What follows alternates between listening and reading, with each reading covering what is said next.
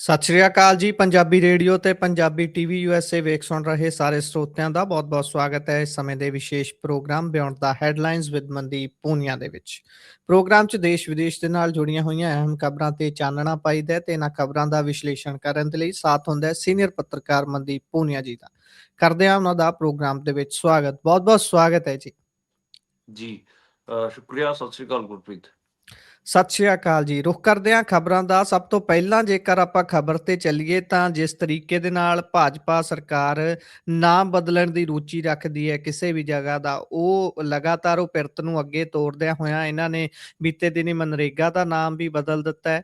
ਹੁਣ ਮਨਰੇਗਾ ਸਕੀਮ ਦੀ ਜਗ੍ਹਾ ਇਹਨਾਂ ਨੇ ਕੁਝ ਨਵਾਂ ਲਿਆਉਣ ਦੀ ਗੱਲ ਆਖੀ ਹੈ, ਜਿਸ ਦਾ ਨਾਮ ਵਿਕਾਸ ਭਾਰਤ ਜੀ ਰਾਮ ਜੀ ਇਹ ਦੱਸਿਆ ਜਾ ਰਿਹਾ ਹੈ। ਇਹਦੇ ਵਿੱਚੋਂ ਮਹਾਤਮਾ ਗਾਂਧੀ ਦਾ ਨਾਮ ਹਟਾਉਣ ਦੇ ਉੱਪਰ ਪ੍ਰਿਯੰਕਾ ਗਾਂਧੀ ਖਾਸਾ ਅੱਗ ਬਬੂਲਾ ਹੋਏ ਨੇ। ਹਾਂਜੀ, ਮਨਰੇਗਾ ਸਕੀਮ ਦਾ ਹੁਣ ਨਵਾਂ ਨਾਮ ਹੋਵੇਗਾ ਵਿਕਸਿਤ ਭਾਰਤ ਜੀ ਰਾਮ ਜੀ। ਤੇ ਇਹ ਜੀ ਰਾਮ ਜੀ ਜੋੜ ਦਿੱਤਾ ਗਿਆ ਹੈਗਾ।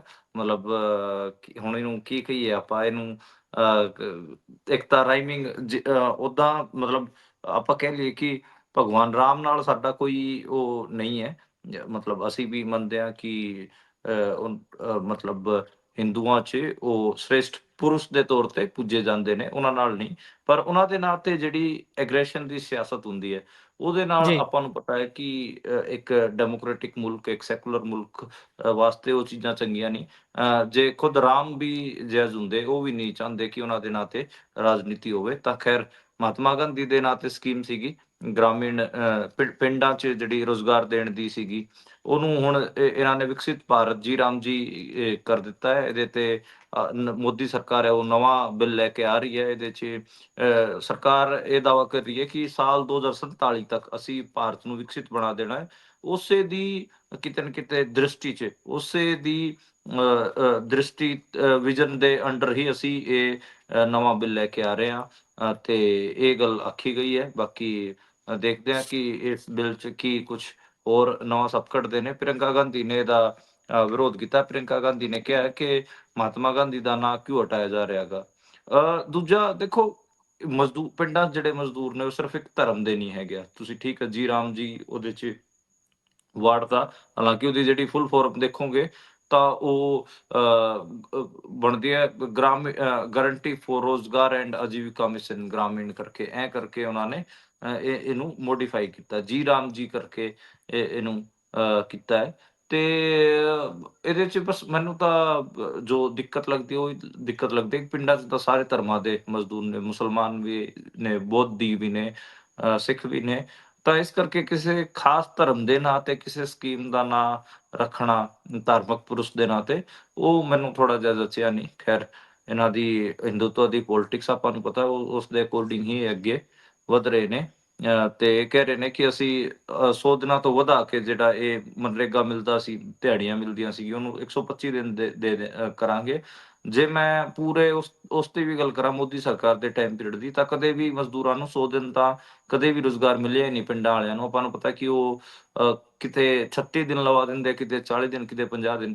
ਇੱਕ ਐਵਰੇਜ ਮੈਂ ਕੋਸ਼ਿਸ਼ ਕਰ ਰਿਹਾਗਾ ਕਿ ਹਰ ਸੂਬੇ ਦਾ ਇੱਕ ਐਵਰੇਜ ਵੀ ਕਰ ਲਿਆ ਕਿ ਕਿੰਨੇ ਮਜ਼ਦੂਰਾਂ ਨੂੰ ਕਿੰਨੀਆਂ ਦਿਹਾੜੀਆਂ ਮਿਲਦੀਆਂ ਨੇ, ਤਾਂ ਕਿ ਇੱਕ ਜੀ। ਕਲੈਰਿਟੀ ਆਵੇ। ਪਰ ਖੈਰ ਨਾ ਬਦਲ ਦਿੱਤਾ ਗਿਆ ਹੈਗਾ ਤੇ ਜੀ ਰਾਮ ਜੀ ਕਰ ਦਿੱਤਾ ਗਿਆ।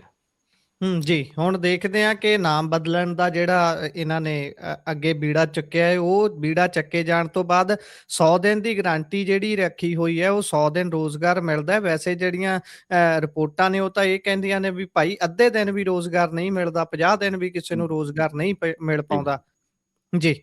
ਇਸ ਤੋਂ ਅੱਗੇ ਚੱਲਦੇ ਹਾਂ ਤਾਂ ਉੱਧਰ ਕਹਿੰਦੇ ਵੀ ਰੈਲੀ ਕੀਤੀ ਗਈ ਸੀ ਕਾਂਗਰਸ ਦੇ ਵੱਲੋਂ ਵੱਡੀ, ਜਿਸ ਦੇ ਵਿੱਚ ਮੁੱਖ ਤੌਰ ਤੇ ਚੋਣ ਸੁਧਾਰਾਂ ਦੀ ਗੱਲ, ਵੋਟ ਚੋਰੀ ਦਾ ਮੁੱਦਾ ਉੱਠਿਆ ਤੇ ਕਾਫੀ ਉਸ ਨੂੰ ਜਿੰਨਾ ਕਵਰੇਜ ਮਿਲਣੀ ਚਾਹੀਦੀ ਸੀ ਉਨੀ ਕਵਰੇਜ ਨਹੀਂ ਵੀ ਮਿਲੀ। ਇਸ ਗੱਲ ਤੇ ਵੀ ਖਾਸੀ ਗੱਲ ਚਰਚਾ ਚੱਲ ਰਹੀ ਹੈ ਤੇ ਉੱਥੇ ਇੱਕ ਗੱਲ ਕਹੀ ਗਈ ਕਿ ਮੋਦੀ ਤੇਰੀ ਕਬਰ ਖੁਦੇਗੀ, ਇਹ ਨਾਰਾ ਲੱਗਾ।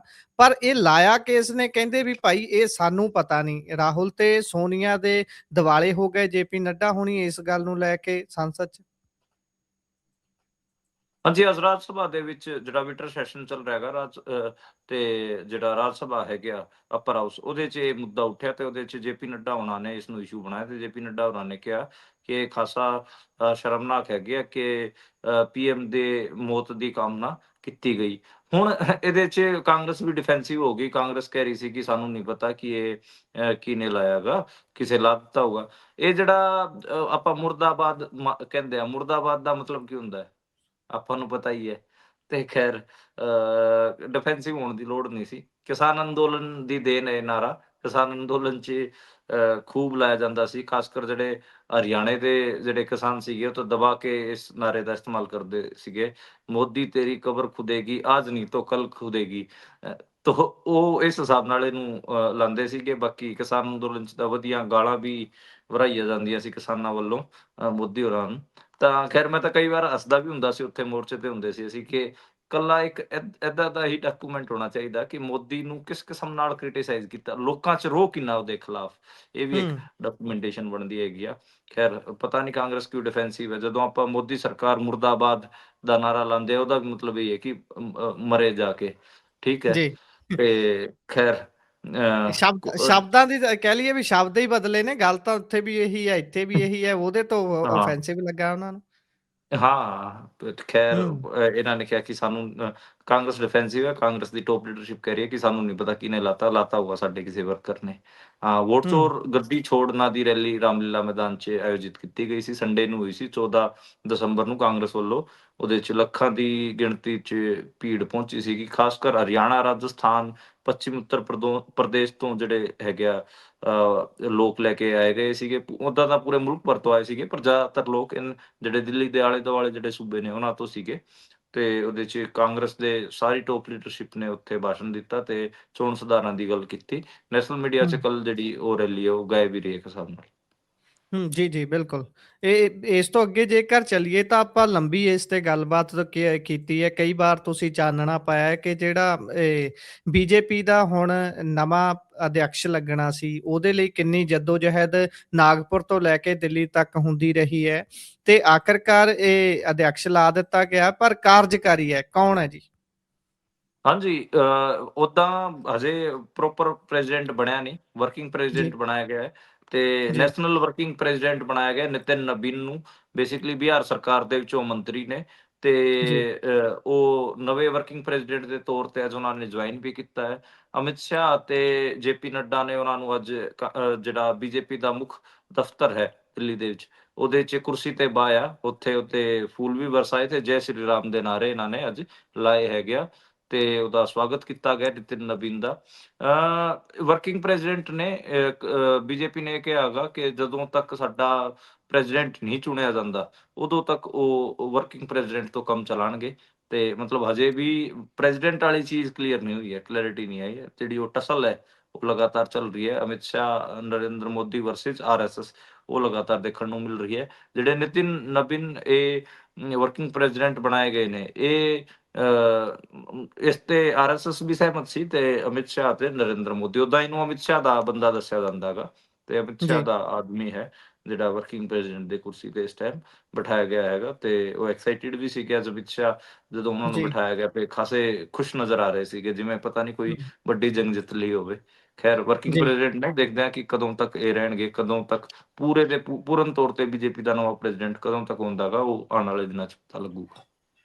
ਦੇਖਣ ਵਾਲੀ ਗੱਲ ਹੋਊਗੀ। ਚਲੋ ਥੋੜ੍ਹੀ ਸਹਿਮਤੀ ਬਣੀ ਹੈ ਤਾਂ ਕਾਰਜਕਾਰੀ ਪ੍ਰਧਾਨ ਮਿਲਿਆ ਹੈ। ਦੇਖਦੇ ਹਾਂ ਇਹਨਾਂ ਨੂੰ ਪੂਰਾ ਪ੍ਰਧਾਨ ਬਣਾਉਂਦੇ ਨੇ ਜਾਂ ਫਿਰ ਕੋਈ ਵਧੀਆ ਲੱਭਿਆ ਜਾਂਦਾ ਹੈ ਵਿਅਕਤੀ। ਨਾਗਪੁਰ ਤੇ ਦਿੱਲੀ 'ਚ ਸਹਿਮਤੀ ਬਣਨੀ ਵੀ ਜ਼ਰੂਰੀ ਹੈ। ਵੈਸੇ ਤੁਸੀਂ ਦੱਸਿਆ ਕਿ ਅਮਿਤ ਸ਼ਾਹ ਦੇ ਬੰਦੇ ਨੇ। ਅੱਗੇ ਚੱਲਦੇ ਹਾਂ ਤਾਂ ਦਿੱਲੀ ਦੀ ਹਵਾ ਬੜਾ ਹੀ ਆਪਣਾ ਰੁੱਖ ਉਹ ਵਾਲਾ ਦਿਖਾ ਰਹੀ ਹੈ ਜਿਹੜਾ ਜਾਨ ਲੈ ਸਕਦਾ ਹੈ, ਜਾਨਲੇਵਾ ਹੈ। ਵੈਸੇ ਮੈਂ ਇੱਥੇ ਕਿਸੇ ਦਾ ਤੰਜ ਪੜ੍ਹ ਰਿਹਾ ਸੀ ਵੀ ਮੋਦੀ ਸਾਹਿਬ ਲੋਕਾਂ ਨੂੰ ਮਰਨ ਲਈ ਛੱਡ ਕੇ ਆਪ ਜਹਾਜ਼ ਚੜ੍ਹ ਗਏ ਨੇ ਜਾਰਡਨ ਦੀ। ਕਹਿੰਦੇ ਵਧੀਆ ਹੈ ਹਵਾ, ਵੈਸੇ ਉੱਥੇ ਦੇ ਏਅਰ ਪੋਲਿਊਸ਼ਨ ਉੱਥੇ ਹੈ ਨੀ ਗਾ ਤੇ ਮੋਦੀ ਸਾਹਿਬ ਉਧਰ ਨੂੰ ਨਿਕਲ ਗਏ ਨੇ ਤੇ ਇੱਧਰ ਲੋਕ ਰਹੇ ਨੇ ਮਰ। ਤੇ ਕੀ ਹਾਲਾਤ ਨੇ ਜੀ ਹਵਾ ਦੇ, ਕਿੱਥੋਂ ਕੁ ਤੱਕ ਨਜ਼ਰ ਆ ਰਿਹਾ ਹੈ ਆਰਾਮ ਨਾਲ? ਦੇਖੋ, ਦਿੱਲੀ ਦੇ ਵਿੱਚ ਤਾਂ ਏਕਿਊਆਈ ਬੜਾ ਮਾੜਾ ਚੱਲ ਰਿਹਾ ਹੈਗਾ। 500 ਤੋਂ ਵੱਧ ਕਈ ਥਾਵਾਂ ਤੇ ਏਕਿਊਆਈ ਦੇਖਣ ਨੂੰ ਮਿਲ ਰਿਹਾ ਹੈਗਾ। ਧੁੰਦ ਅਤੇ ਜਿਹੜਾ ਕੋਹਰਾ ਹੈਗਾ ਉਹ ਵੀ ਲਗਾਤਾਰ ਉੱਥੇ ਪੈ ਰਹੀ ਹੈ ਤੇ ਧੁੰਦ ਪੈ ਰਹੀ ਹੈ ਤੇ 50 ਮੀਟਰ ਵੀ ਕਹਿੰਦੇ ਕਿ ਵਿਜ਼ਿਬਿਲਿਟੀ ਨਹੀਂ ਬਚੀ ਹੈ। ਤੇ ਜੀ। ਦਿਨ ਦੀ ਗੱਲ ਕਰ ਰਿਹਾ ਹਾਂ ਮੈਂ। ਮਤਲਬ ਹੂੰ, ਸਵੇਰੇ ਤਾਂ ਆਪਾਂ ਨੂੰ ਪਤਾ ਕਿ ਕਈ ਵਾਰ 10 ਫੁੱਟ ਵੀ ਵਿਜ਼ਿਬਿਲਿਟੀ ਨਹੀਂ ਹੁੰਦੀ ਜਦੋਂ ਧੁੰਦ ਪੈਂਦੀ ਹੈ। ਤੇ 60 ਤੋਂ ਵੱਧ ਜਿਹੜੀ ਫਲਾਈਟਸ ਹੈਗੀਆਂ ਦਿੱਲੀ ਦੇ ਵਿੱਚ ਉਹ ਰੱਦ ਕੀਤੀਆਂ ਗਈਆਂ ਹੈਗੀਆਂ ਤੇ 250 ਤੋਂ ਵੱਧ ਡਿਲੇ ਹੋਈਆਂ ਨੇ ਇਹ ਸਾਰੇ ਐਟਮੋਸਫੇਅਰ ਕਰਕੇ। ਬਾਕੀ ਜਿਹੜੀ ਨਾਰਥ ਇੰਡੀਆ ਹੈ ਉਹਦੇ 'ਚ ਸਾਰੇ ਕਿਤੇ ਹੀ ਜਿਹੜੀ ਧੁੰਦ ਪੈਣੀ ਸ਼ੁਰੂ ਹੋ ਗਈ ਹੈਗੀ ਆ।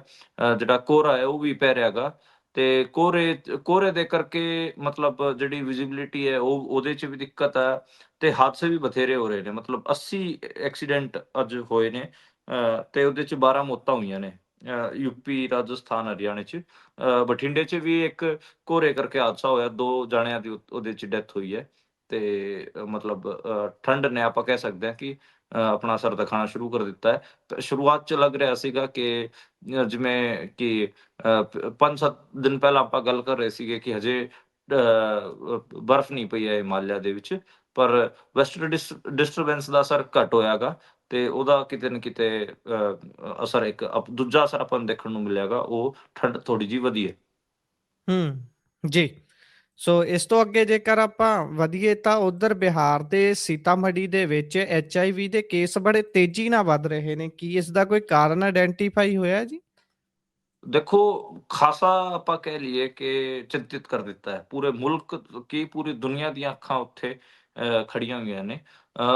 ਬਿਹਾਰ ਦਾ ਸੀਤਾਮढ़ी ਜ਼ਿਲ੍ਹਾ ਹੈ ਜੀ, ਉੱਥੇ ਜਿਹੜੇ ਪਿਛਲੇ ਕੁਛ ਸਾਲਾਂ 'ਚ ਜਿਹੜੀ ਆਪਾਂ ਕਹਿ ਲਈਏ ਕਿ ਚੈੱਕਅਪ ਹੋਏ ਨੇ, ਉਸ 'ਚ 7400 7400 ਜਿਹੜੇ HIV ਦੇ ਮਰੀਜ਼ ਦੇਖਣ ਨੂੰ ਮਿਲੇ ਨੇ ਤੇ ਗੱਲ ਇਹਦੇ 'ਚ ਜਿਹੜੀ ਗੰਭੀਰ ਗੱਲ ਇਹ ਹੈ ਕਿ ਹਰ ਮਹੀਨੇ ਸਿਰਫ 60-70 ਤਾਂ ਮਤਲਬ ਹਰ ਮਹੀਨੇ ਨਵੇਂ ਮਰੀਜ਼ ਆ ਰਹੇ ਨੇ।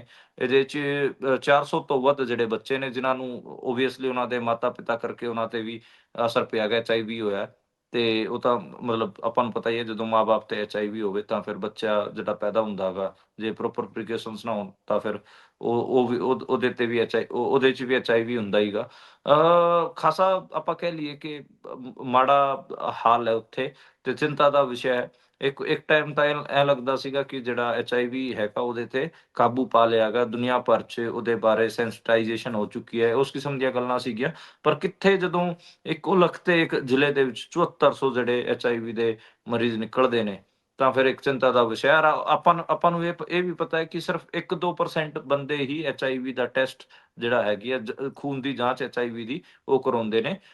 ਤਾਂ ਇੰਨਾ ਵੱਡਾ ਨੰਬਰ ਸੀਤਾਮढ़ी ਦੇ ਵਿੱਚ ਨਿਕਲ ਰਿਹਾ ਗਾ, ਤਾਂ ਇਸ ਲਿਹਾਜ਼ ਨਾਲ ਖਾਸਾ ਚਿੰਤਾ ਦਾ ਵਿਸ਼ਾ ਹੈ। ਇਹ ਦੇਖਣਾ ਪਊਗਾ ਕਿ ਬਿਹਾਰ ਦੇ ਵਿੱਚ ਪੂਰੇ ਬਿਹਾਰ ਦੇ ਵਿੱਚ ਕੀ ਡੇਟਾ ਹੈਗਾ। ਪਰ ਉੱਥੇ ਸਰਕਾਰ ਵੀ ਐਕਟਿਵ ਹੋਈ ਹੈ ਹੁਣ। ਖੈਰ ਦੇਖਦੇ ਹਾਂ ਕਿ ਇਹਦੇ 'ਚ ਬਿਹਾਰ ਦਾ ਜਿਹੜਾ ਸਟੇਟ ਏਡਜ਼ ਕੰਟਰੋਲ ਸੁਸਾਇਟੀ ਹੈ, ਉਹ ਇਸ ਟਾਈਮ ਮਤਲਬ ਕਿਵੇਂ ਚੀਜ਼ਾਂ ਨੂੰ ਅੱਗੇ ਡੀਲ ਕਰੂਗੀ। ਤਕਰੀਬਨ ਲੱਖ ਦੇ ਆਲੇ-ਦੁਆਲੇ ਬਿਹਾਰ ਦੇ ਵਿੱਚ HIV ਦੇ ਕੇਸਿਸ HIV ਜਿਹੜੀ ਕੰਟਰੋਲ ਸੁਸਾਇਟੀ ਹੈ ਉਹ ਮੰਨਦੀ ਹੈਗੀ ਆ। ਜੀ। ਇਸ ਤੋਂ ਅੱਗੇ ਜੇਕਰ ਚੱਲੀਏ ਤਾਂ ਉੱਧਰ ਪ੍ਰਸ਼ਾਂਤ ਕਿਸ਼ੋਰ ਹੋਣੀ ਪ੍ਰਿਯੰਕਾ ਗਾਂਧੀ ਦੇ ਨਾਲ 2 ਘੰਟੇ ਬੰਦ ਕਮਰੇ ਦੇ ਵਿੱਚ ਮਿਲੇ ਨੇ। ਕੀ ਚਰਚਾ ਹੋ ਸਕਦੀ ਹੈ? ਕੀ ਗੱਲਬਾਤ ਹੋ ਸਕਦੀ ਹੈ? ਵੈਸੇ ਤਾਂ ਪ੍ਰਸ਼ਾਂਤ ਕਿਸ਼ੋਰ ਹੋਣਾ ਨੂੰ ਕਿਹਾ ਜਾਂਦਾ ਹੈ ਵੀ ਉਹਨਾਂ ਦੀ ਯਾਤਰਾ ਲੰਬੀ ਰਹੀ, ਪਰ ਵੋਟਾਂ ਵਾਲਾ ਡੱਬਾ ਖਾਸਾ ਛੋਟਾ ਰਹਿ ਗਿਆ ਉਹਨਾਂ ਦਾ। ਤੇ ਅੱਗੇ ਦੀ ਕੋਈ ਰਣਨੀਤੀ ਤਿਆਰ ਕਰਨਗੇ ਕਿਸੇ ਹੋਰ ਸੂਬੇ ਬਾਰੇ ਚਰਚਾ ਹੈ ਜਾਂ ਫਿਰ ਇਹ ਮੇਲ-ਜੋਲ ਹੋਣ ਦੀ ਕੋਈ ਗੱਲ ਚੱਲ ਰਹੀ ਹੈ? ਦੇਖੋ 2-3 ਸਟੋਰੀਆਂ ਮੈਂ ਪੜ੍ਹੀਆਂ ਅੱਜ ਇੰਡੀਅਨ ਐਕਸਪ੍ਰੈਸ ਦੀ ਵੀ ਪੜ੍ਹੀ ਸੀ, ਹੋਰ ਵੀ ਕਈ ਥਾਵਾਂ ਤੇ ਲਲਨ ਟੋਪ ਦੀ ਪੜ੍ਹੀ, ਹੋਰ ਵੀ ਅੱਡ-ਅੱਡ ਕਿਸਮ ਦੇ ਦਾਅਵੇ ਨੇ। ਇੱਕ ਦਾਅਵਾ ਜਿਹੜਾ ਮੈਂ ਦੇਖਿਆ ਸਾਰਿਆਂ ਦੇ ਵਿੱਚ ਕਾਮਨ ਸੀਗਾ, ਮੇਰੇ ਵੀ ਜਿਹੜੇ ਕਾਂਗਰਸ ਦੇ ਸੂਤਰ ਸੀ ਉਹਨਾਂ ਨੇ ਦੱਸਿਆ ਕਿ ਪ੍ਰਿਯੰਕਾ ਗਾਂਧੀ ਨੇ ਉਹਨਾਂ ਨੂੰ ਆਫਰ ਕੀਤਾ ਕਿ ਤੁਸੀਂ ਜਿਹੜਾ ਹੈਗਾ ਆਪਣੀ ਜਿਹੜੀ ਪਾਰਟੀ ਹੈ ਜਨ ਸੁਰਾਜ, ਉਹਨੂੰ ਕਾਂਗਰਸ 'ਚ ਰਲਾ ਲਓ। ਉਹਦੇ 'ਚ ਰਲਾਉਣ ਤੋਂ ਬਾਅਦ ਤੁਹਾਨੂੰ ਅਸੀਂ ਕਾਂਗਰਸ ਦਾ ਜਨਰਲ ਸੈਕਟਰੀ ਬਣਾ ਦਿਆਂਗੇ ਤੇ ਤੁਹਾਨੂੰ ਮਤਲਬ ਪੂਰੀ ਜਿੱਤ ਦਿਆਂਗੇ ਤੇ ਬਿਹਾਰ ਕਾਂਗਰਸ ਨੂੰ ਤੁਸੀਂ ਜਿਵੇਂ ਇੰਡੀਪੈਂਡੈਂਟਲੀ ਚਲਾਉਣਾ ਚਾਹੋ, ਉਹ ਵੀ ਤੁਹਾਡੇ ਹੱਥ ਹੋਊਗਾ। ਬਾਕੀ ਸੈਂਟਰਲ ਕਾਂਗਰਸ ਜਿਹੜੀ ਹੈਗੀ ਆ, ਉਹਦੇ 'ਚ ਵੀ ਤੁਹਾਡਾ ਇੱਕ ਮੇਨ ਰੋਲ ਰਹੂਗਾ। ਦੂਜੀ ਜਿਹੜੀ ਵੱਡੀ ਚੀਜ਼ ਸੀ, ਵੱਡਾ ਆਫਰ ਕਿਹਾ ਜਾ ਰਿਹਾ ਹੈਗਾ, ਉਹ ਯੂਪੀ ਬਾਰੇ ਕਿਹਾ ਜਾ ਰਿਹਾ ਹੈਗਾ। ਉੱਤਰ ਪ੍ਰਦੇਸ਼ 2022 'ਚ ਚੋਣਾਂ ਨੇ ਤੇ ਕਿਹਾ ਜਾ ਰਿਹਾ ਹੈਗਾ ਕਿ 2027 'ਚ ਸੌਰੀ 2027 'ਚ ਚੋਣਾਂ ਨੇ, ਜਿਸ ਟਾਈਮ ਪੰਜਾਬ 'ਚ ਚੋਣ ਨੇ ਤੇ ਉਹਦੇ 'ਚ ਇਹ ਕਿਹਾ ਗਿਆ ਕਿ ਪ੍ਰਿਯੰਕਾ ਗਾਂਧੀ ਨੇ ਉਹਨਾਂ ਨੂੰ ਆਫਰ ਕੀਤਾ ਕਿ 2027 ਦਾ ਜਿਹੜਾ ਉੱਤਰ ਪ੍ਰਦੇਸ਼ ਦਾ ਚੋਣ ਉਹਦੇ ਵਾਸਤੇ ਵੀ ਸਾਡੇ ਵਾਸਤੇ ਉਸ ਲਈ ਵੀ ਸਾਡੇ ਵਾਸਤੇ ਤੁਸੀਂ ਤਿਆਰੀਆਂ ਕਰਾਓ ਤੇ ਰਣਨੀਤੀ ਜਿਹੜੀ ਉਹਨਾਂ ਦੀ ਗਾਈਡੈਂਸ ਹੁੰਦੀ ਹੈ, ਪੋਲੀਟੀਕਲ PR ਦਾ ਕੰਮ ਹੁੰਦਾ ਗਾ, ਉਹ ਸਾਡੇ ਵਾਸਤੇ ਕਰੋ। ਉਹਨਾਂ ਨੇ ਇੱਕ ਡਾਇਲੋਗ ਬੜਾ ਖਾਸਾ ਦੇਖਣ ਨੂੰ ਮਿਲਿਆ। ਉਹਦੇ 'ਚ ਜੀ। ਇਹੀ ਮਿਲਿਆ ਕਿ ਪ੍ਰਸ਼ਾਂਤ ਕਿਸ਼ੋਰ ਨੂੰ ਪ੍ਰਿਯੰਕਾ ਗਾਂਧੀ ਨੇ ਆਫਰ ਕੀਤਾ ਕਿ ਅਸੀਂ ਫਰੰਟ ਫੁੱਟ ਤੇ ਖੇਡਣਾ ਚਾਹੁੰਦੇ ਹੈਗੇ ਆ ਤੇ ਅਸੀਂ ਚਾਹੁੰਦੇ ਆ ਕਿ ਤੁਸੀਂ ਓਪਨਿੰਗ ਕਰੋ। ਜਿਹੜੇ ਜੀ, ਅੱਗੇ ਜਿਹੜੇ ਇਲੈਕਸ਼ਨ ਆਣਗੇ ਉਹਨਾਂ 'ਚ ਤੁਸੀਂ ਬਤੌਰ ਓਪਨਰ ਚੌਕੇ ਛੱਕੇ ਮਾਰੋ। ਤਾਂ ਇਹ ਜਿਹੜੀ ਕ੍ਰਿਕਟਿੰਗ ਲੈਂਗੁਏਜ ਜਿਹੜੀ ਹੈਗੀ ਆ ਕ੍ਰਿਕਟ ਵਾਲੀ, ਉਹ ਕਹਿੰਦੇ ਆ ਕਿ ਪ੍ਰਿਯੰਕਾ ਗਾਂਧੀ ਨੇ ਪ੍ਰਸ਼ਾਂਤ ਕਿਸ਼ੋਰ ਨੂੰ ਆਫਰ ਕੀਤੀ ਹੈ। ਪ੍ਰਸ਼ਾਂਤ ਕਿਸ਼ੋਰ ਅਤੇ ਰਾਹੁਲ ਗਾਂਧੀ ਦੀ ਇੱਕ ਵਾਰ 2021 'ਚ ਵੀ ਗੱਲਬਾਤ ਚੱਲੀ ਸੀਗੀ। ਖਾਸੀ ਲੰਬੀ ਗੱਲਬਾਤ ਚੱਲੀ ਉਹਦੇ 'ਚ, ਪਰ ਜਿਹੜਾ ਪ੍ਰਸ਼ਾਂਤ ਕਿਸ਼ੋਰ ਸੀ ਉਹ ਵਾਕਆਊਟ ਕਰ ਗਿਆ ਸੀਗਾ। ਤੇ ਪ੍ਰਸ਼ਾਂਤ ਕਿਸ਼ੋਰ ਨੇ ਈਵਨ ਇਹ ਵੀ ਆਰੋਪ ਲਾਏ ਸੀਗੇ ਕਿ ਜਿਹੜੀ ਭਾਰਤ ਜੋੜੋ ਯਾਤਰਾ ਰਾਹੁਲ ਗਾਂਧੀ ਨੇ ਕੀਤੀ, ਉਹ ਅਸਲ 'ਚ ਪ੍ਰਸ਼ਾਂਤ ਕਿਸ਼ੋਰ ਦਾ ਆਈਡੀਆ ਸੀਗਾ। ਤੇ ਜੀ, ਕਾਂਗਰਸ ਦੇ ਜਿਹੜੇ ਕਲੋਜ਼ ਏਡ ਸੀਗੇ ਉਹਨਾਂ ਨੇ ਕਿਹਾ ਕਿ ਬੇਸਿਕਲੀ ਪ੍ਰਸ਼ਾਂਤ ਕਿਸ਼ੋਰ ਜ਼ਿਆਦੇ ਚੀਜ਼ਾਂ ਮੰਗ ਰਹੇ ਸੀਗੇ ਰਾਹੁਲ ਗਾਂਧੀ ਤੋਂ। ਉਹ ਜੀ। ਤਾਂ ਇਹ ਕਹਿ ਰਹੇ ਸੀਗੇ ਕਿ ਪਾਰਟੀ ਸਾਨੂੰ ਚਲਾਣ ਦਿਓ, ਤਾਂ ਉਹ ਪੋਸੀਬਲ ਨਹੀਂ ਸੀ, ਇਸ ਕਰਕੇ ਉਹ ਡੀਲ ਨਹੀਂ ਹੋ ਪਾਈ। ਤਾਂ ਇਹ ਦੂਜੀ ਵਾਰੀ ਆਪਾਂ ਕਹਿ ਸਕਦੇ ਹਾਂ ਕਿ ਪਿਛਲੇ 5 ਸਾਲਾਂ 'ਚ 5 ਸਾਲ ਬੀਤ ਜਾਣ ਤੋਂ ਬਾਅਦ ਦੁਬਾਰੇ ਕਾਂਗਰਸ ਦੀ ਜਿਹੜੀ ਟੋਪ ਗਾਂਧੀ ਪਰਿਵਾਰ ਹੈ, ਉਹ ਪ੍ਰਸ਼ਾਂਤ ਕਿਸ਼ੋਰ ਨਾਲ ਗੱਲਬਾਤ ਕਰ ਰਿਹਾ ਹੈਗਾ। ਸ਼ਾਇਦ ਜਿਹੜਾ ਗਾਂਧੀ ਪਰਿਵਾਰ ਹੈ ਉਹਨੂੰ 2029 ਨੂੰ ਲੈ ਕੇ ਖਾਸਾ ਉਹ ਆਸਾਵਾਨ ਨਜ਼ਰ ਆ ਰਿਹਾ ਹੈਗਾ। ਉਹਨੂੰ ਉਮੀਦਾਂ ਨੇ 2029 ਨੂੰ ਲੈ ਕੇ ਸ਼ਾਇਦ, ਤੇ ਪ੍ਰਿਯੰਕਾ ਗਾਂਧੀ ਹੋਰਾਂ ਦੀ ਜਾਂ ਗਾਂਧੀ ਪਰਿਵਾਰ ਦੀ ਇਹ ਕੋਸ਼ਿਸ਼ ਰਹੂਗੀ ਜੇ ਪ੍ਰਸ਼ਾਂਤ ਕਿਸ਼ੋਰ ਨੂੰ ਅੰਗੇਜ ਕਰਨਾ ਗਾ ਤੇ ਉਹ ਸਾਲ 2027 ਤੋਂ ਅੰਗੇਜ ਕਰ ਲੈਣ, ਤਾਂ ਕਿ 2-2.5 ਸਾਲ ਉਹ ਲਗਾਤਾਰ ਕਾਂਗਰਸ ਵਾਸਤੇ, ਰਾਹੁਲ ਗਾਂਧੀ ਵਾਸਤੇ ਕੰਮ ਕਰ ਸਕਣ। ਤੇ 2029 ਨੂੰ ਮੁੱਖ ਰੱਖਦਿਆਂ ਹੋਇਆ ਦੱਸਿਆ ਜਾ ਰਿਹਾ ਹੈਗਾ ਕਿ ਪ੍ਰਸ਼ਾਂਤ ਕਿਸ਼ੋਰ ਨੂੰ ਕਾਂਗਰਸ ਸਾਧਣ ਦੀ ਕੋਸ਼ਿਸ਼ ਕਰ ਰਹੀ ਹੈ। ਜੀ। ਇਸ ਤੋਂ ਅੱਗੇ ਚੱਲੀਏ ਤਾਂ ਇੱਕ ਮੰਦਭਾਗੀ ਖਬਰ ਆ ਰਹੀ ਹੈ ਕਿ ਮੋਹਾਲੀ ਦੇ ਸੋਹਾਣਾ ਸਾਹਿਬ ਦੇ ਵਿੱਚ ਇੱਕ ਵੱਡਾ ਕਬੱਡੀ ਕੱਪ ਚੱਲ ਰਿਹਾ ਸੀ। ਕਈ ਵੱਡੀਆਂ ਹਸਤੀਆਂ ਉੱਥੇ ਮੌਕੇ ਤੇ ਮੌਜੂਦ ਸੀ ਤੇ ਕਈ ਆ ਰਹੀਆਂ ਸੀ। ਉਸ ਮੌਕੇ ਉੱਥੇ ਗੋਲੀਆਂ ਚੱਲਦੀਆਂ ਨੇ ਅਤੇ ਇੱਕ ਕਬੱਡੀ ਪ੍ਰਮੋਟਰ, ਸਾਬਕਾ ਕਬੱਡੀ ਖਿਲਾੜੀ ਮਾਰਿਆ ਜਾਂਦਾ ਹੈ। ਇਹ ਕੀ ਸਾਰਾ ਮਾਜਰਾ ਹੈ? ਦੇਖੋ, ਜਿਹੜੀਆਂ ਗੋਲੀਆਂ ਚੱਲੀਆਂ ਨੇ ਉਹ ਮੋਹਾਲੀ ਦੇ ਇੱਕ ਪਿੰਡ 'ਚ ਸੋਹਾਣਾ ਸਾਹਿਬ ਜਿੱਥੇ ਗੁਰਦੁਆਰਾ ਉੱਥੇ ਹੀ ਨਾਲ ਲੱਗਦੇ ਹੀ ਉੱਥੇ ਕਬੱਡੀ ਦਾ ਟੂਰਨਾਮੈਂਟ ਸੀਗਾ ਤੇ ਕਬੱਡੀ ਮੈਚ ਦੌਰਾਨ ਇਹ ਮਾਮਲਾ ਹੋਇਆ ਗਾ। ਇੱਕ ਪਾਸੇ ਤਾਂ ਜਿਹੜੇ ਖਿਡਾਰੀ ਸੀਗੇ ਉਹ ਵਾਰਮ ਅਪ ਕਰ ਰਹੇ ਸੀ ਤੇ ਦੂਜੇ ਪਾਸੇ ਬਲੈਰੋ ਕਾਰ 'ਚ ਜਿਹੜੇ ਹੈਗੇ ਹਮਲਾਵਰ ਆਏ ਤੇ ਉੱਥੇ ਰਾਣਾ ਬਲੋਚੋਰੀਆ ਨਾਂ ਦੇ ਇੱਕ ਖਿਡਾਰੀ ਨੂੰ ਉਹਨਾਂ ਨੇ ਸੈਲਫੀ ਖਿੱਚਣ ਦੇ ਬਹਾਨੇ ਆਪਣੇ ਕੋਲ ਬੁਲਾਇਆ ਤੇ ਫਿਰ ਬਾਅਦ 'ਚ ਉੱਥੇ ਫਾਇਰਿੰਗ ਕਰਤੀ ਤੇ ਉਹਦੇ 'ਚ ਮਾਰਿਆ ਗਿਆ। ਇਹ ਮੰਨਿਆ ਜਾ ਰਿਹਾ ਕਿ ਇਸ ਹਮਲੇ ਦੇ ਪਿੱਛੇ ਬੰਬੀਹਾ ਗੈਂਗ ਦਾ ਹੱਥ ਵੀ ਮੰਨਿਆ ਜਾ ਰਿਹਾ ਹੈਗਾ। ਜਿਹੜੇ ਰਿਕਾਰਡਿੰਗਾਂ ਨੇ ਉਸ ਇਲਾਕੇ ਦੀਆਂ ਸੀਸੀਟੀਵੀ ਫੁਟੇਜ ਵਗੈਰਾ ਉਹ ਤਲਾਸ਼ੀਆਂ ਜਾ ਰਹੀਆਂ ਨੇ। ਟਰੈਕ ਸੂਟ ਪਾਇਆ ਹੋਇਆ ਸੀ ਜੀ ਰਾਣਾ ਬਲਾਚੋਰੀਆ ਨੇ, ਮੌਕੇ ਤੇ ਉਹਦੀ ਡੈਥ ਹੋ ਗਈ। ਤੇ ਰਾਣਾ ਬਲਾਚੋਰੀਆ ਪਹਿਲਾਂ ਰੈਗੂਲਰ ਕਬੱਡੀ ਖੇਡਦਾ ਹੁੰਦਾ ਸੀ, ਅੱਜ-ਕੱਲ੍ਹ ਤਾਂ ਮਤਲਬ ਜਿਵੇਂ ਜੋ ਕਿਹਾ ਜਾਂਦਾ ਗਾ ਕਿ ਟੀਮਾਂ ਵੀ ਮੈਨੇਜ ਕਰਦਾ ਸੀ, ਕਬੱਡੀ ਪ੍ਰਮੋਟਰ ਵੀ ਸੀਗਾ ਤੇ ਨਾਲ ਦੀ ਨਾਲ ਕਿਤੇ-ਕਿਤੇ ਜਿੱਥੇ ਉਹਨੂੰ ਲੱਗਦਾ ਸੀਗਾ ਉੱਥੇ ਕੱਪੜੇ ਵੀ ਕੱਢ ਲੈਂਦਾ ਸੀ ਤੇ 2-4 ਰੇਡਾਂ ਮਾਰ ਦਿੰਦਾ ਸੀਗਾ। ਤਾਂ ਇਹ ਹੈਗਾ ਜੀ। ਬਾਕੀ ਬੀਜੇਪੀ ਦੇ ਨੇੜੇ ਵੀ ਦੱਸਿਆ ਜਾ ਰਿਹਾ ਹੈਗਾ। ਬਾਕੀ ਤੁਸੀਂ ਵੀ ਦੱਸੋ ਕੁਛ, ਕਿਉਂਕਿ ਦੁਆਬੇ ਏਰੀਏ ਦਾ ਮੇਨਲੀ ਹੈਗਾ ਇਹ ਜੀ। ਮਾਮਲਾ। ਨਵਾਂਸ਼ਹਿਰ ਦੇ ਇਲਾਕੇ 'ਚੋਂ ਆਉਂਦਾ ਵਾ ਗੁਰਪ੍ਰੀਤ ਤੁਹਾਡਾ ਨਵਾਂ ਜੀ, ਨਵਾਂਸ਼ਹਿਰ 'ਚ ਪਿੰਡ ਚਣਕੋਇਆ ਹੈ, ਉੱਥੋਂ ਦਾ ਇਹ ਰਹਿਣ ਵਾਲਾ ਹੈ ਤੇ ਹੁਣ ਇਹਦੇ 'ਚ ਵੱਡੀ ਅਪਡੇਟ ਨਾਲ ਦੀ ਨਾਲ ਦੱਸ ਦਈਏ ਤੁਹਾਨੂੰ ਵੀ ਘਨਸ਼ਾਮਪੁਰੀਆ ਗੈਂਗ ਨੇ ਇਸ ਦੀ ਜ਼ਿੰਮੇਵਾਰੀ ਵੀ ਲੈ ਲਈ ਹੈ। ਉਹਨਾਂ ਦੀ ਪੋਸਟ ਮੈਂ ਪੜ੍ਹ ਦਿੰਦਾ, ਕੁਝ ਆਪੱਤੀਜਨਕ ਸ਼ਬਦ ਨੇ ਉਹਨਾਂ ਨੂੰ ਛੱਡਦਿਆਂ ਹੋਇਆਂ ਪੜ੍ਹਾਂਗਾ। ਸਤਿ ਸ਼੍ਰੀ ਅਕਾਲ ਮੇਰੇ ਸਾਰੇ ਵੀਰਾਂ ਨੂੰ। ਅੱਜ ਜੋ ਮੋਹਾਲੀ ਸੋਹਾਣਾ ਸਾਹਿਬ ਕਬੱਡੀ ਕੱਪ ਤੇ ਰਾਣੇ ਬਲਾਚੌਰੀਏ ਦਾ ਕਤਲ ਹੋਇਆ ਹੈ, ਇਸ ਦੀ ਜ਼ਿੰਮੇਵਾਰੀ ਮੈਂ ਡੌਨੀ ਬੱਲ, ਸ਼ਗਨਪ੍ਰੀਤ, ਮੁਹੱਬਤ ਰੰਧਾਵਾ, ਅਮਨ ਖੱਬੇ, ਪ੍ਰਭ ਦਾਸੂਵਾਲ ਤੇ ਕੌਸ਼ਲ ਚੌਧਰੀ ਲੈਂਦੇ ਹਾਂ। ਇਹ ਬੰਦਾ ਸਾਡੀ ਐਂਟੀ ਪਾਰਟੀ ਜੱਗੂ, ਇਸ ਤੋਂ ਅੱਗੇ ਕੁਝ ਅਪਸ਼ਬਦ ਨੇ, ਤੇ ਲਾਰੈਂਸ ਦੇ ਨਾਲ ਵਰਤਦਾ ਸੀ।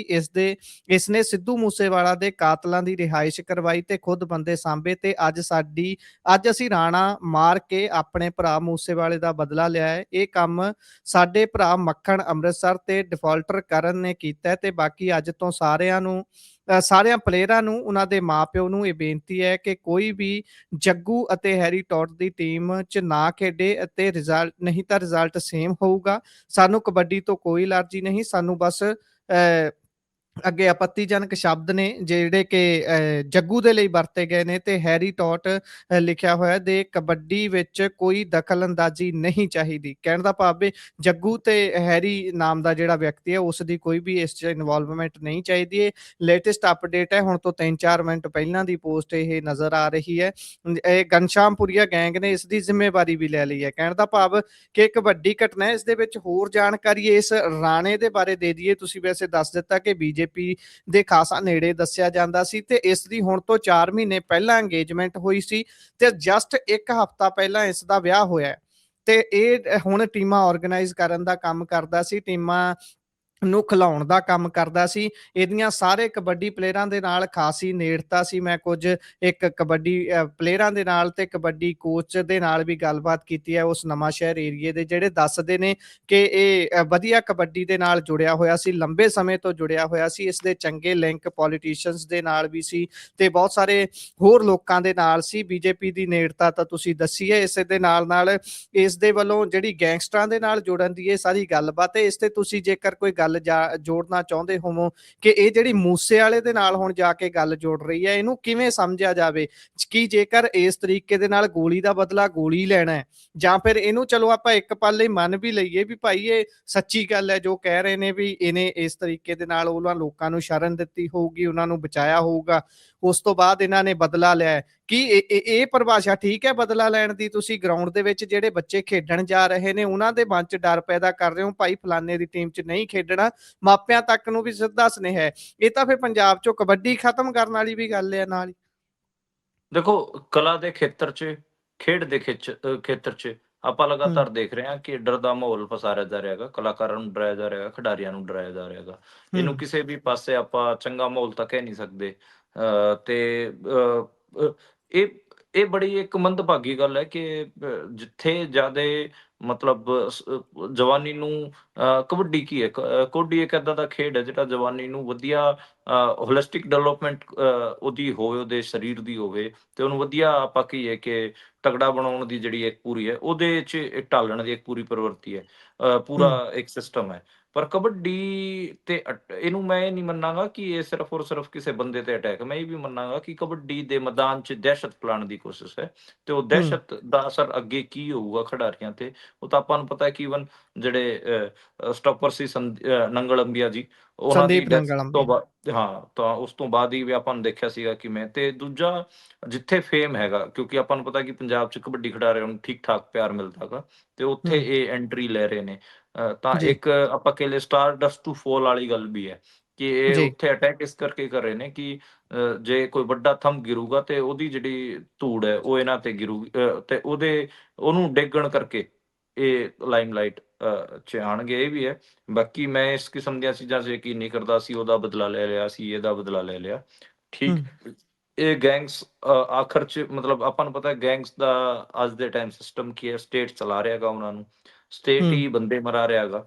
ਤਾਂ ਇਸ ਜੀ। ਤੋਂ ਜ਼ਿਆਦਾ ਤਾਂ ਮੇਰਾ ਕੋਈ ਕਮੈਂਟ ਨਹੀਂ ਹੈ। ਬਾਕੀ ਮੈਂ ਵੀ ਕ੍ਰਾਈਮ ਕਵਰ ਕਰਦਾ ਰਿਹਾ ਹੈਗਾ ਤੇ ਮੈਂ ਜੀ, ਕੋਸ਼ਿਸ਼ ਕਰਾਂਗਾ ਕਿ ਕੱਲ ਥੋੜੀ ਹੋਰ ਮੈਚੁਰ ਗੱਲ ਇਹਦੇ ਬਾਰੇ ਦਰਸ਼ਕਾਂ ਤੱਕ ਪਹੁੰਚਾ ਸਕੀਏ। ਜੀ, ਰਾਣਾ ਬਲਾਚੌਰੀਆ ਜਿਸ ਦਾ ਪੂਰਾ ਨਾਮ ਕੰਵਰ ਦਿਗਵਿਜੇ ਸਿੰਘ ਹੈ ਤੇ ਇਸ ਦਾ ਕਤਲ ਹੋ ਗਿਆ ਜੀ। ਹੁਣ ਜਿਹੜੀ ਪੁਸ਼ਟੀ ਇਸ ਦੀ ਹੋ ਰਹੀ ਹੈ ਤੇ ਜ਼ਿੰਮੇਵਾਰੀ ਵੀ ਲੈ ਲਈ ਗਈ ਹੈ। ਵੱਡੀ ਖਬਰ ਹੈ ਪੰਜਾਬ ਦੇ ਕੈਨਵਸ ਦੇ ਉੱਪਰ, ਜੇਕਰ ਦੇਖਣਾ ਹੋਵੇ ਤੇ ਕਬੱਡੀ ਦੇ ਲਿਹਾਜ਼ ਦੇ ਨਾਲ ਦੇਖਣਾ ਹੋਵੇ ਤਾਂ ਸਿੱਧਾ ਕਹਿ ਸਕਦੇ ਹਾਂ ਕਿ ਨਵੇਂ ਉੱਠ ਰਹੇ ਬੱਚਿਆਂ ਦੇ ਮਨ ਦੇ ਵਿੱਚ ਡਰ ਪਾਉਣ ਦੀ ਸਭ ਤੋਂ ਵੱਡੀ ਦਹਿਸ਼ਤ ਇਸ ਨੂੰ ਕਹਿ ਸਕਦੇ ਹਾਂ, ਘਟਨਾ ਕਹਿ ਸਕਦੇ ਹਾਂ। ਇਸ ਤੋਂ ਅੱਗੇ ਜੇਕਰ ਚੱਲੀਏ ਤਾਂ ਉੱਧਰ ਜਲੰਧਰ ਦੇ ਵਿੱਚ ਵੀ ਅੱਜ ਦਹਿਸ਼ਤ ਵਾਲਾ ਮਾਹੌਲ ਰਿਹਾ। 10 ਦੇ ਕਰੀਬ ਸਕੂਲਾਂ ਨੂੰ ਉਡਾਉਣ ਦੀ ਧਮਕੀ ਆ ਗਈ, ਕੁਝ ਈਮੇਲਾਂ ਤੇ ਕੁਝ ਵੌਇਸ ਮੈਸੇਜ। ਇਸ ਤੋਂ ਬਾਅਦ ਜੋ ਹਫੜਾ ਦਫੜੀ ਜਲੰਧਰ 'ਚ ਮਚੀ, ਹਰ ਪਾਸੇ ਬੱਚਿਆਂ ਨੂੰ ਸਕੂਲ ਤੋਂ ਲਿਆਉਣ ਦੇ ਲਈ ਮਾਪਿਆਂ ਦਾ ਜ਼ੋਰ ਲੱਗਾ ਰਿਹਾ ਖਾਸਾ। ਇਸ ਤੋਂ ਬਾਅਦ ਸੀਪੀ ਅਤੇ ਪੁਲਿਸ ਦੇ ਵੱਲੋਂ ਵੀ ਪ੍ਰੈਸ ਕਾਨਫਰੰਸ ਕੀਤੀ ਗਈ ਹੈ। ਕੀ ਹੈ ਸਾਰੀ ਗੱਲਬਾਤ ਜੀ? ਕੀ ਇਹ ਫੇਕ ਸੀ, ਕੋਈ ਪਲਾਂਟਡ ਸੀ ਮਾਮਲਾ, ਜਾਂ ਫਿਰ ਸੱਚੀ ਇਹ ਘਟਨਾ ਹੋਣ ਵਾਲੀ ਸੀ? ਦੇਖੋ, ਇਹਦੇ 'ਚ ਤਾਂ ਹਜੇ ਤੱਕ ਤਾਂ ਕੋਈ ਅਪਡੇਟ ਹੈ ਨਹੀਂ ਕਿ ਕੁਛ ਮਿਲਿਆ ਹੈਗਾ। ਜੀ, ਉਹੀ ਸੇਮ ਪੈਟਰਨ ਸੀਗਾ ਪ੍ਰਿੰਸੀਪਲਸ ਨੂੰ, ਜਿਵੇਂ ਦਿੱਲੀ ਦੇ ਵਿੱਚ ਵੀ ਦੇਖਿਆ ਆਪਾਂ ਨੂੰ ਹਾਈ ਕੋਰਟਾਂ 'ਚ ਜਿਹੜਾ ਈਮੇਲਸ ਆਉਂਦੇ ਨੇ, ਤਾਂ ਸੇਮ ਜੀ, ਜੀ, ਈਮੇਲ ਭੇਜੇ ਗਏ ਪ੍ਰਿੰਸੀਪਲਾਂ ਨੂੰ, ਸਕੂਲਾਂ ਦੇ ਪ੍ਰਿੰਸੀਪਲਾਂ ਨੂੰ, ਤੇ ਉਹਨਾਂ ਨੂੰ ਕਿਹਾ ਗਿਆ ਕਿ ਤੁਹਾਡੇ ਸਕੂਲ 'ਚ ਬੰਬ ਹੈ ਤੇ ਅਸੀਂ ਬੱਚਿਆਂ ਨੂੰ ਮਾਰਾਂਗੇ। ਇਸ ਟਾਈਪ ਦੇ ਧਮਕੀ ਭਰੇ ਮੇਲ ਸੀਗੇ ਤੇ ਤਕਰੀਬਨ 10 ਸਕੂਲ ਦੱਸੇ ਜਾ ਰਹੇ ਨੇ। ਫਿਰ ਬਾਅਦ 'ਚ ਸਕੂਲਾਂ ਨੇ ਹਫੜਾ ਦਫੜੀ 'ਚ 11 ਵਜੇ ਹੀ ਛੁੱਟੀਆਂ ਕਰ ਦਿੱਤੀਆਂ ਤੇ ਜਿਹੜੇ ਮਾਂ-ਪਿਓ ਸੀਗੇ ਉਹਨਾਂ ਨੂੰ ਵੀ ਖਾਸਾ ਚਿੰਤਾ ਬਣੀ ਰਹੀ। ਬਾਕੀ ਜਿਹੜੇ ਡੀਸੀ ਸਾਹਿਬ ਅਤੇ ਸੀਪੀ ਸੀਗੇ ਉਹ ਵੀ ਲੱਗੇ ਹੋਏ ਨੇ ਤੇ ਮਤਲਬ ਕਾਫ਼ੀ ਡਰਾਉਣ ਆਲਾ ਮਾਮਲਾ ਸੀਗਾ। ਕਈ ਥਾਵਾਂ ਤੇ ਆਪਾਂ ਨੂੰ ਮਤਲਬ ਪੈਨਿਕ ਦੇਖਣ ਨੂੰ ਮਿਲਿਆ ਪੇਰੈਂਟਸ ਦੇ ਵਿੱਚ। ਜੀ। ਇਸ ਤੋਂ ਅੱਗੇ ਜੇਕਰ ਚੱਲੀਏ ਤਾਂ ਉੱਧਰ ਚੰਡੀਗੜ੍ਹ ਦੇ ਟੂਰਿਜ਼ਮ ਡਿਪਾਰਟਮੈਂਟ ਦੇ ਵਿੱਚ ਵੱਡੀ ਗੜਬੜ ਸਾਹਮਣੇ ਆਈ ਹੈ। ਕਹਿੰਦੇ 22 ਕਰੋੜ ਰੁਪਏ ਦਾ ਹਿਸਾਬ ਹੀ ਨਹੀਂ ਰਲ ਰਿਹਾ। ਅਹ ਇਹਦੇ 'ਚ ਇਹ ਹੈ ਕਿ ਚੰਡੀਗੜ੍ਹ ਟੂਰਿਜ਼ਮ ਆਪਾਂ ਨੂੰ ਪਤਾ ਕਿ ਰੋਜ਼ ਫੈਸਟ ਵਗੈਰਾ ਕਰਵਾਉਂਦਾ ਗਾ ਤੇ ਉਹਦੇ 'ਚ ਵੱਡੇ-ਵੱਡੇ ਕਲਾਕਾਰਾਂ ਨੂੰ ਗਾਣੇ ਗਾਉਣ ਵਾਸਤੇ ਬੁਲਾਉਂਦਾ ਗਾ ਤੇ ਉਹਨਾਂ ਦੀ ਪੇਮੈਂਟਸ ਨੂੰ ਲੈ ਕੇ ਬੜਾ ਰੌਲਾ ਪੈ ਰਿਹਾ ਗਾ। ਉਹਦੇ 'ਚ ਇਹੀ ਜੀ, ਕਿਹਾ ਜਾ ਰਿਹਾ ਗਾ ਕਿ ਇਹ ਜਿਹੜੇ ਐਡੀ ਪੇਮੈਂਟਾਂ ਕੀਤੀਆਂ ਗਈਆਂ ਹੈਗੀਆਂ ਕਲਾਕਾਰਾਂ ਨੂੰ, ਇਹਦੇ 'ਚ ਕੱਟ ਜ਼ਰੂਰ ਹੈਗਾ। ਮਤਲਬ ਕਿ ਕਿਸੇ ਕਲਾਕਾਰ ਨੂੰ ਜੇ ਮੰਨ ਲਓ 10 ਲੱਖ ਰੁਪਈਆ ਦੇਤਾ, ਤਾਂ ਜੀ। ਵਿੱਚੋਂ ਜਿਹੜੇ ਅਧਿਕਾਰੀ ਨੇ ਕੁਛ ਹੋਰ ਨੇ, ਉਹਨਾਂ ਨੇ ਘੱਟੋ ਘੱਟ 5 ਲੱਖ ਰੁਪਏ ਤਾਂ ਵਾਪਸ ਲੈ ਆਉਣਗੇ। ਕਈ ਕਲਾਕਾਰ ਏਦਾਂ ਦੇ ਹੈਗੇ ਆ ਜਿਨ੍ਹਾਂ ਦੀ ਮਤਲਬ ਬੇਸਿਕਲੀ ਮਾਰਕੀਟ 'ਚ ਓਨੀ ਭੁਗਤ ਹੈ ਨਹੀਂ। ਉਹ ਮਤਲਬ ਵਿਆਹ ਜਾਂ ਕਿਤੇ ਪ੍ਰੋਗਰਾਮ ਵੀ ਲਾਉਂਦੇ ਨੇ ਤੇ ਉਹ ਇੰਨੇ ਪੈਸੇ ਚਲਾਉਂਦੇ ਨਹੀਂ। ਤੇ ਇਹ ਦੱਸਿਆ ਜਾ ਰਿਹਾ ਹੈਗਾ ਕਿ ਜਿਹੜੇ ਕਲਾਕਾਰ 2-2 ਲੱਖ ਰੁਪਏ ਵਾਲੇ ਆ, ਉਹਨਾਂ ਨੂੰ 20-20 ਲੱਖ ਰੁਪਏ ਦੀ ਪੇਮੈਂਟ ਹੋ ਰੱਖੀ ਹੈ ਤੇ ਇਹਨੂੰ ਲੈ ਕੇ ਰੌਲਾ ਪੈ ਰਿਹਾ ਹੈਗਾ ਕਲਾਕਾਰਾਂ ਦੀ ਪੇਮੈਂਟਾਂ ਨੂੰ ਲੈ ਕੇ। ਓਦਾਂ ਜਿਹੜਾ ਆਪਾਂ ਕਹਿ ਲਈਏ ਕਿ ਜਿਹੜੀ ਇੰਡਸਟਰੀ ਹੈ ਸਾਰੀ ਜੀ, ਕਲਾ ਦੀ, ਕਲਾ ਬੜਾ ਵੇਗ ਜਿਹਾ ਮਾਮਲਾ ਹੈਗਾ। ਜੀ, ਤੇ ਉਹਦੇ 'ਚ ਇਸ ਕਿਸਮ ਦੀਆਂ ਮਤਲਬ ਉਹ ਮਾਨਵ ਜੀਵਨ ਨੂੰ ਆਪਾਂ ਕਹਿ ਲਈਏ ਕਿ ਇੱਕ ਲੀਜਰ ਆਪਾਂ ਕਹਿ ਲਈਏ ਕਿ ਇੱਕ ਆਨੰਦਮਈ ਬਣਾਉਣ ਵਾਸਤੇ ਕਲਾ ਦਾ ਪ੍ਰਯੋਗ ਹੁੰਦਾ ਗਾ। ਪਰ ਹੂੰ, ਜਿੱਥੇ ਆਨੰਦ ਹੈ, ਉੱਥੇ ਵੀ ਇਹ ਜਿਹੜਾ ਭ੍ਰਿਸ਼ਟਾਚਾਰ ਹੈ ਪਹੁੰਚਿਆ ਹੋਇਆ ਗਾ। ਤਾਂ ਮਤਲਬ ਆਨੰਦਮਈ ਜੀਵਨ ਵਾਸਤੇ ਵੀ ਕਿਤੇ ਨਾ ਕਿਤੇ ਭ੍ਰਿਸ਼ਟਾਚਾਰੀ ਮਾਹੌਲ ਦਾ ਆਪਾਂ ਕਹਿ ਲਈਏ ਕਿ ਜਾਮਾ ਇਸ ਸਿਸਟਮ ਨੇ ਪਹਿਰਾ ਰੱਖਿਆ ਗਾ। ਜੀ। ਉਧਰ ਪੰਜਾਬ ਦੇ ਵਿੱਚ ਕਹਿੰਦੇ 5 ਜ਼ਿਲ੍ਹਿਆਂ ਦੇ ਵਿੱਚ ਦੁਬਾਰਾ ਵੋਟਿੰਗ ਹੋਊਗੀ ਇਹ ਜ਼ਿਲ੍ਹਾ ਪ੍ਰੀਸ਼ਦ ਤੇ ਬਲਾਕ ਸੰਮਤੀ ਦੀ। ਇਹ 5 ਜ਼ਿਲ੍ਹਿਆਂ ਦੇ ਵਿੱਚ ਕਿੰਨੇ ਬੂਥ ਨੇ ਜੀ ਕੁੱਲ ਜਿਨ੍ਹਾਂ ਤੇ ਇਹ ਵੋਟਿੰਗ 16 ਹੋਣੀ ਹੈ ਤੇ 16 ਬੂਥ ਨੇ ਜਿੱਥੇ ਇਹ 16 ਬੂਥ ਨੇ ਜਿੱਥੇ ਰੌਲਾ ਜੀ, ਪਿਆ ਗਾ। ਇਹਦੇ 'ਚ ਅੰਮ੍ਰਿਤਸਰ ਦਾ ਅਟਾਰੀ ਬਲੋਕ ਹੋ ਗਿਆ, ਤੇ ਬਰਨਾਲਾ ਦਾ ਚੰਨਣ ਬਲੋਕ ਹੈ, ਮੁਕਤਸਰ ਸਾਹਿਬ ਦਾ ਕੋਟ ਭਾਈ ਗਿੱਦੜਬਾਹਾ ਬਲੋਕ ਹੈ ਤੇ ਗੁਰਦਾਸਪੁਰ ਦਾ ਧਨੀਆ ਹੈਗਾ। ਤੇ ਇਹ ਇੱਥੇ ਬੂਥ ਕੈਪਚਰਿੰਗ ਕਿੱਥੇ ਬੂਥ ਕੈਪਚਰਿੰਗ ਦੀ ਗੱਲ ਹੈ, ਕਿੱਥੇ ਰੌਲੇ ਪੈਣ ਦੀ ਗੱਲ ਹੈ। ਤਾਂ ਇਹ 16 ਬੂਥ ਨੇ, ਇੱਥੇ ਦੁਬਾਰੇ ਵੋਟਿੰਗ ਹੋਊਗੀ। ਬਾਕੀ ਜਿਹੜੀ ਹੈਗੀ ਆ ਸ਼ਾਮ 4 ਵਜੇ ਤੱਕ ਵੋਟਿੰਗ ਹੋਈ ਹੈ ਤੇ ਦੁਪਹਿਰ 2 ਵਜੇ ਤੱਕ ਤਕਰੀਬਨ 32% ਵੋਟਿੰਗ ਹੋਈ ਸੀਗੀ। ਫਾਈਨਲ ਜਿਹੜਾ ਆંકੜਾ ਗਾ ਉਹ ਆਉਣ ਵਾਲਾ ਗਾ। ਬਾਕੀ 17 ਦਸੰਬਰ ਨੂੰ ਇਹ ਜਿਹੜੇ ਪੰਚਾਇਤ ਚੋਣ ਹੋਏ ਨੇ, ਇਹਨਾਂ ਦੇ ਰਿਜ਼ਲਟ ਆਉਣਗੇ। ਉਧਰ ਅੰਮ੍ਰਿਤਪਾਲ ਦੀ ਯਾਚਿਕਾ ਤੇ ਕੱਲ ਨੂੰ ਕੋਰਟ 'ਚ ਸੁਣਵਾਈ ਹੈ ਜੀ। ਹਾਂਜੀ, ਅੱਜ ਹੋਣੀ ਸੀ ਪਰ ਟਲ ਗਈ। ਉਹਦਾ ਰੀਜ਼ਨ ਇਹ ਹੈ ਕਿ ਵਕੀਲਾਂ ਨੇ ਕੰਮਕਾਜ ਠੱਪ ਕੀਤਾ ਹੋਇਆ ਸੀਗਾ। ਕਿਸੇ ਵਕੀਲ ਨਾਲ ਪੁਲਿਸ ਨੇ ਕੁੱਟਮਾਰ ਕਰਤੀ ਸੀਗੀ ਤੇ ਪੁਲਿਸ ਉਹ ਆਪਣੇ ਮੁਲਾਜ਼ਮ ਤੇ ਕਾਰਵਾਈ ਨਹੀਂ ਕਰ ਰਹੀ ਸੀ। ਉਹਨੂੰ ਲੈ ਕੇ ਫਿਰ ਇਹ ਅੱਜ ਵਕੀਲਾਂ ਨੇ ਵਰਕ ਸਸਪੈਂਡ ਕਰ ਰੱਖਿਆ ਸੀਗਾ। ਉਹਨਾਂ ਦੀ ਸੁਣਵਾਈ ਹੋਣੀ ਸੀ ਅੰਮ੍ਰਿਤਪਾਲ ਹੋਣਾ ਦੀ ਵਿੰਟਰ ਸੈਸ਼ਨ ਵਾਸਤੇ, ਪਰ ਉਹ ਸੁਣਵਾਈ ਅੱਜ ਨਹੀਂ ਹੋਈ ਹੈ ਤੇ ਉਹ ਕੱਲ ਹੋਊਗੀ ਜਾ ਕੇ। ਜੀ, ਜੀ।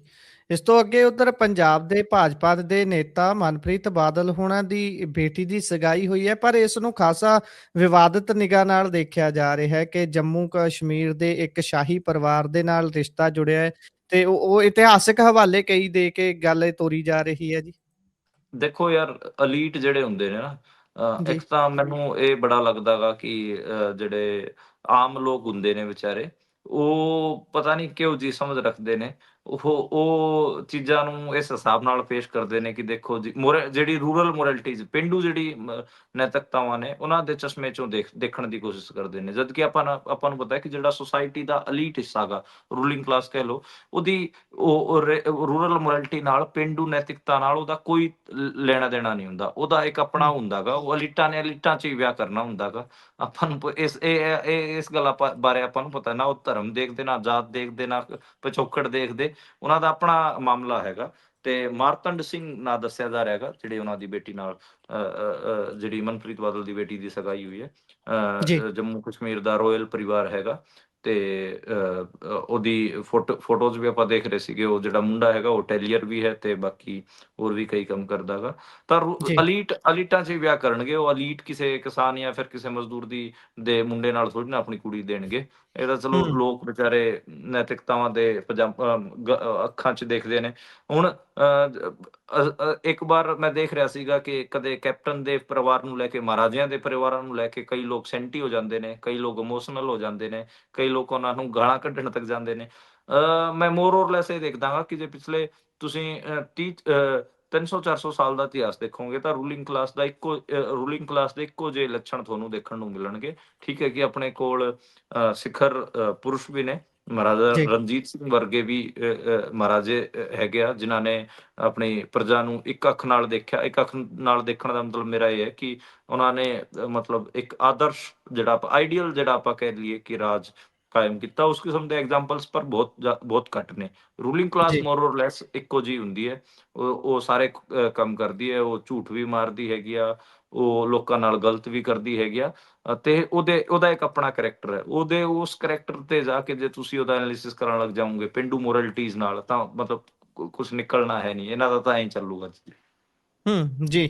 ਚਲੋ ਖ਼ੈਰ ਆਪਾਂ ਇਸ ਤੋਂ ਕੀ ਲੈਣਾ ਹੈ, ਇੱਥੇ ਹੀ ਪ੍ਰੋਗਰਾਮ ਦਾ ਸਮਾਂ ਸਮਾਪਤ ਹੁੰਦਾ ਹੈ। ਤੁਸੀਂ ਜੁੜੇ ਜਾਣਕਾਰੀਆਂ ਸਾਂਝੀਆਂ ਕੀਤੀਆਂ, ਬਹੁਤ-ਬਹੁਤ ਧੰਨਵਾਦ ਜੀ। ਧੰਨਵਾਦ ਜੀ।